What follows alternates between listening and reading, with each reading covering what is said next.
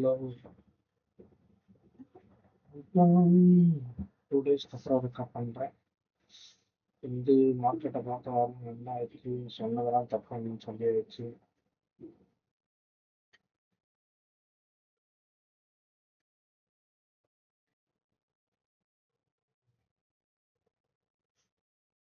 இன்னும் சப்போர்ட்டெல்லாம் முடிச்சு பழகிட்டே இருக்கிறான்.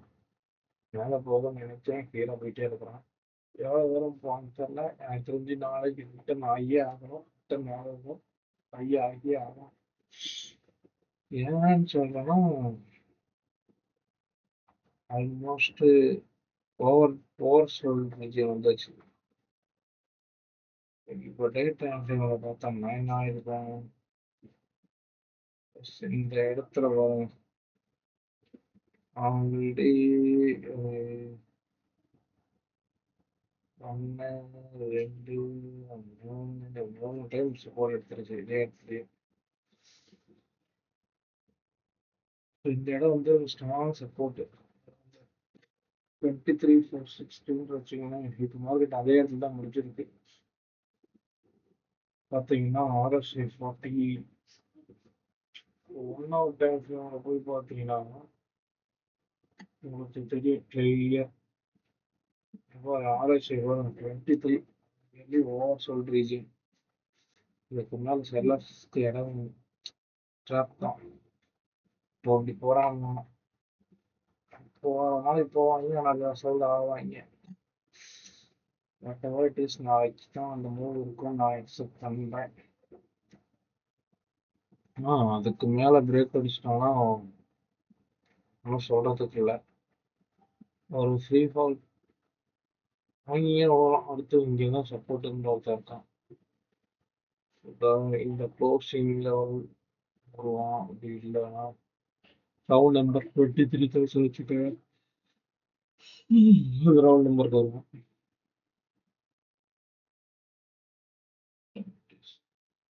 இன்னும் இன்னும் அக்யூரேட்டாக பார்க்கணும்னா போட்டுக்கிடுவாங்க. பார்த்தீங்களா, 23,300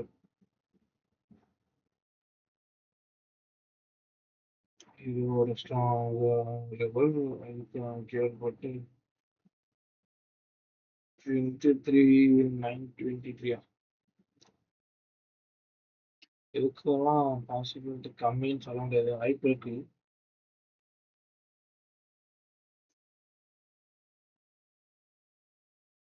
பட் எனக்கு தெரிஞ்சு நாளைக்கு இந்த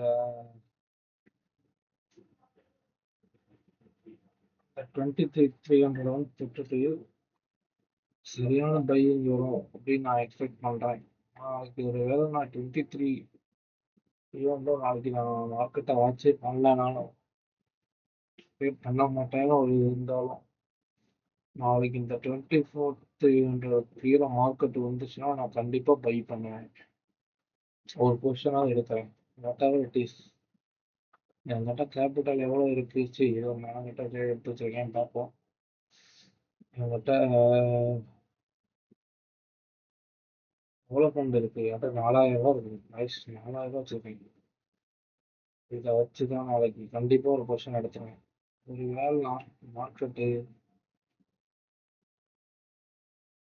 லைக் இந்த 23,300 தாண்டி கீழே ஒரு க்ளோஸ் வச்சாலும் பை நான் டெஃபினட்டாக பை பண்ணுவேன். அது ஒரு ட்ராப்பாக தான் இருக்கும் செல்லர்ஸ்க்கு. கைஸ் ஆல்மோஸ்ட் நீங்கள் டேட்டாலாம் பார்த்தோம்னா எப்படி இருக்குன்னு தெரியுமா. லிட்ரலி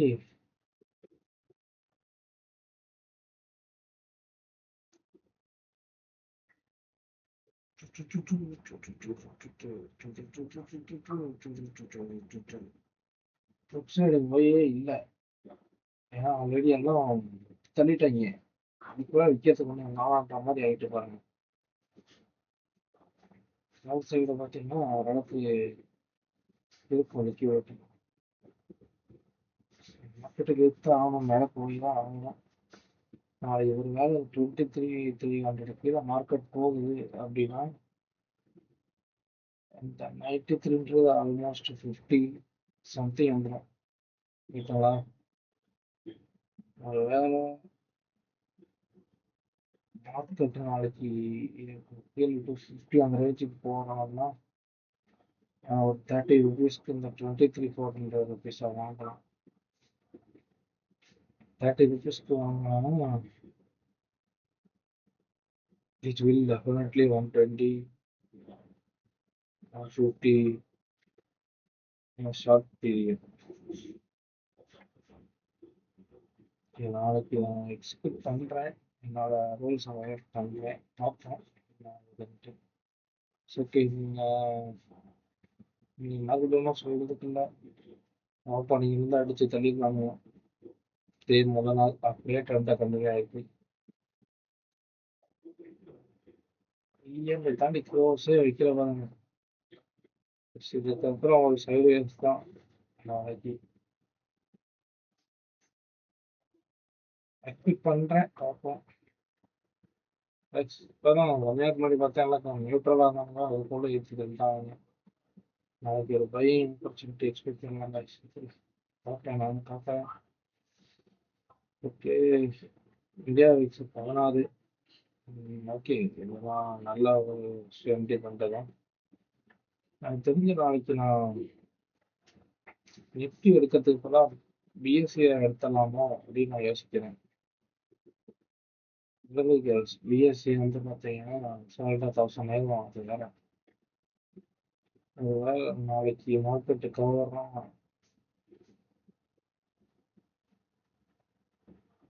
சேம் தான். எல்லா சேருக்கும் ஒரே மாதிரி தான் பண்ணி ஒரு வருஷம் எடுக்கலாம். லிட்டரலி 600 பிரேக் அடிச்சிருச்சு. க்ளோஸ் அடிச்சிச்சு. ஸோ நாளைக்கு இது எக்ஸ்பெக்ட் பண்ணுறேன். கீழே இருந்து வாங்கினேன். டார்கெட்டு அசால்ட்டாக சொல்லணுமா ப்ரீவியஸ் டூ டேக்கு வச்சுக்கலாம். இந்த இடம் வச்சுக்கோங்க. அது 76,400. அது வந்து ஓவர். இந்த அளவுக்கு போக மாட்டாங்க. 76,400 அது லிக்விடிட்டி இல்லை. 84 இருக்கு. ஸோ நாளைக்கு 84 நம்ம பை பண்ணலாம். அது எவ்வளோ வரும் ஆக்சுவலாக பை பண்ணலாம். பை கொடுத்தா எவ்வளோ வரும் தெரிஞ்சுக்கணும்.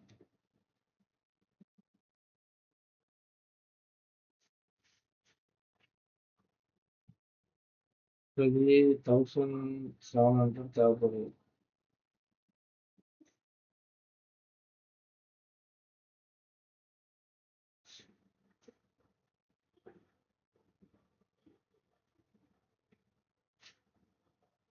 பை பண்ணிக்கலாம். ஆக்சுவலாக நான் பை பண்ணுறேன்னு வச்சுக்கோங்க.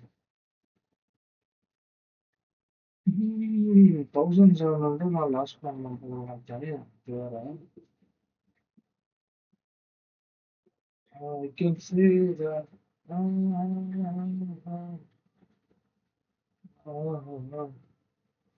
75, 300.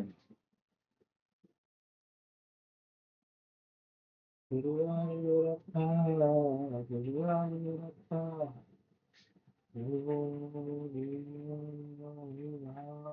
சாட்சி. குருவாயூரப்பா, குருவாயூரப்பா. ஓகே, எனக்கு தெரிஞ்சு நான் 76 பை பண்ணணும் அப்படின்னு என் தாட் இருக்கு.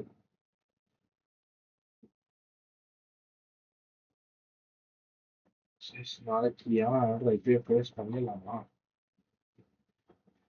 ஓகே, நான் அதை ட்ரை பண்ணுறேன். நாளைக்கு ஓவர் நைட்டு லிமிட்டாக 85 எனக்கு வந்து இவ்வளோ காசுக்கு இடம் வேண்டாம். ஒரு 50 ரூபாய்க்கு 50 ஸ்பெண்ட் பண்ணால் அதுக்கு மேலாம் எடுத்து நான் கொடுக்குறேன். ஆசை இல்லை.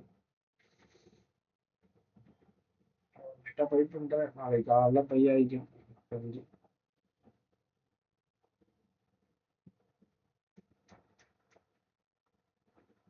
கேட்ஸு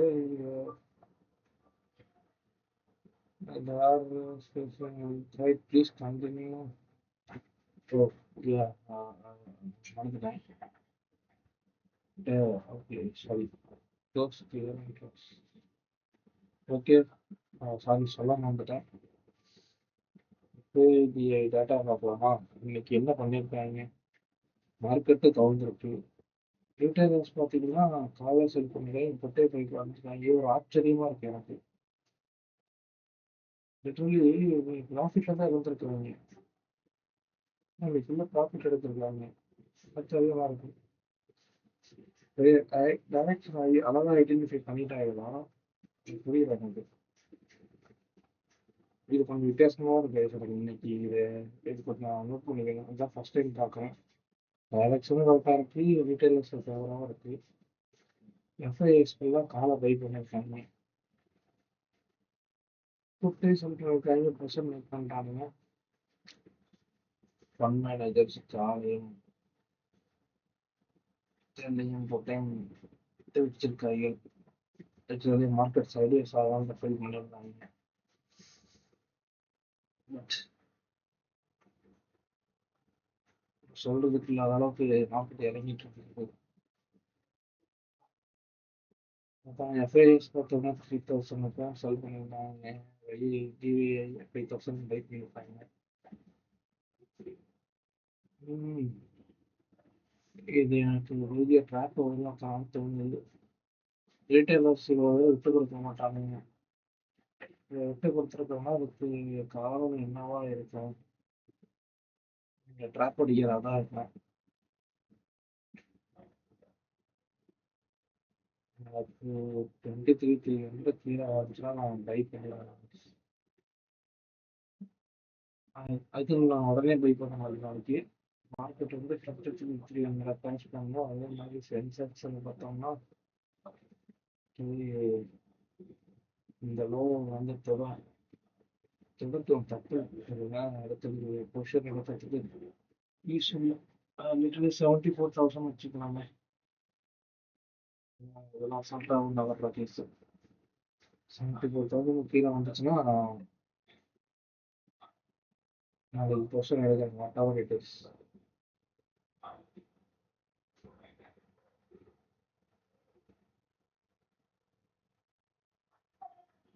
ஓகே, பார்த்தாச்சு. பார்த்துட்டேன். ஜஸ்ட் டாலர் என்ன 94 ரொம்ப ஸ்டேபிள் ஆகிட்டே இருக்கு. இப்போ பரவாயில்ல, ருபி ஸ்டேபிள் ஆகுது. பார்த்தீங்களா மார்க்கெட்டு மேலே இதுவே வந்து நெகட்டிவ் ஆகிட்டு இருக்கலாம், இது வந்து பாசிட்டிவாக இருக்கலாம். இதே மாதிரி ஒரு நாளுக்கு முன்னாடி நடந்துச்சு நினைக்கிறேன். இந்த டேஸா என்ன நினைக்கிறேன் 26 மே. 26 மே ஓகேங்களா. இந்த நாள் வந்து அடுத்த நாள் என்னாச்சு? 26 மே நம்ம இதில்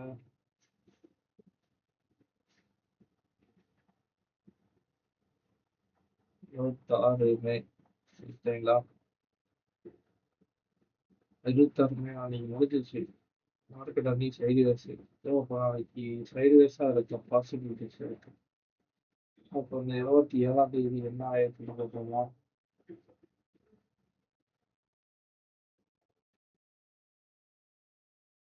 ஓகே, நாளைக்கு அப்போ இந்த மூவ்மெண்ட் தான் பைசா இருக்கு, பாசிபிலிட்டிஸ் இருக்கு. சோக்கா மார்க்கெட்டு கீழே ஓப்பன் ஆகி இல்லை, மார்க்கெட்டை ஓப்பன் ஆகிட்டு அது எப்படி வரும்?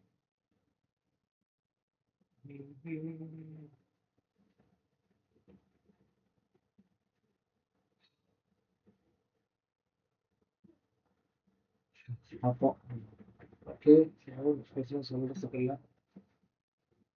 ஸ்டாக்கை நான் பார்த்துட்டு இருக்கேன் வாங்கிட்டு. ஆக்சுவலாக இன்னைக்கு நான் வாங்கியிருக்கேன். இதுதான் நீங்கள் இன்னும் பாக்கி another ஒன்று வாங்கியிருக்கேன்.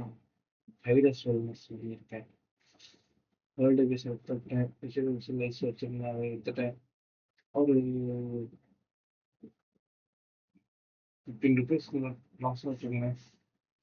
ஏஎஸ்சி பஸ் ஸ்டாண்டும் எடுத்துட்டேன். ஒன்றும் பெருசாக இல்லை.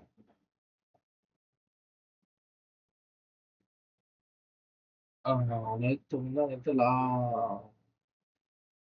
நெட்ல ஃபார்மா விற்றேன். இன்னைக்கு பார்த்தா ஓரளவுக்கு எனக்கு ப்ரைஸ் கம்மியா இருக்கு. பை பண்ணலாமான்னு யோசிச்சுட்டு இருக்கேன்.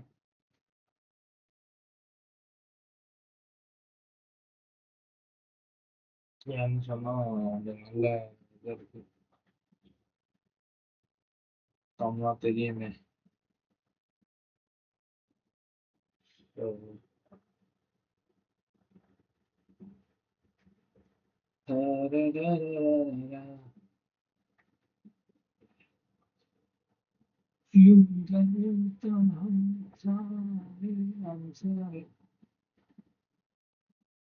இந்த இடத்த தாண்டி கீழே வந்துருக்குது. எனக்கு வந்துட்டு இந்த ஏரியா வந்தா நான் டெஃபினட்டா பை பண்ணிடுவேன்.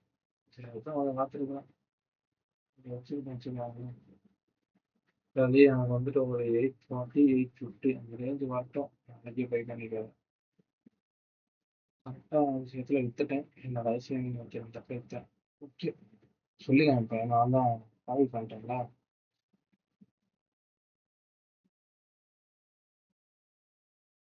பார்க்கலாம் ரீசேஷன் எனக்கு இடத்துக்கு வரல. மேபி வந்துட்டு இருப்பான்னு நினைச்சா இன்னைக்கு கொஞ்சம் பையிங் காமிச்சிட்டு பறந்துட்டான். என் இடத்துக்கு வரல.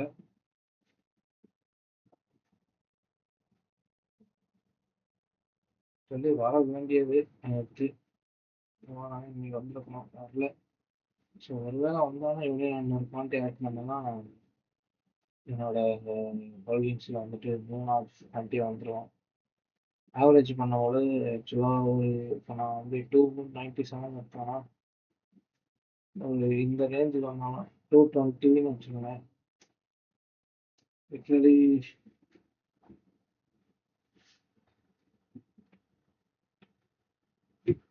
ஒரு 2700 600 அந்த ரேஞ்சில் அந்த ஆவரேஜ்.